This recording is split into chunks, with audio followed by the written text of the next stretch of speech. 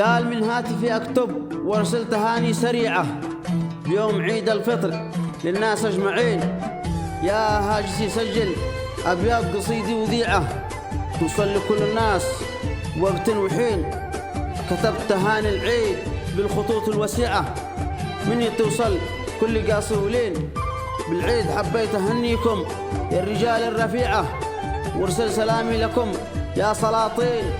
جيتك يا عيد فرحت القلوب الوجيعة زرعت بسمة الوجه الحزين. يا عيد ابعث أشواقي لأهل الديار الوضيعة بلغ تحياتي للناس الطيبين. يا مرحبا ترحيب حجم الجبال المنيعة عيد الفطر وأقول أهلين. أوجه تهاني العيد لأصحاب البديعة وأقول كل عام وأنتم سالمين.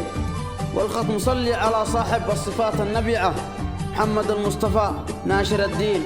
محمد المصطفى ناشر الدين. سلامتكم.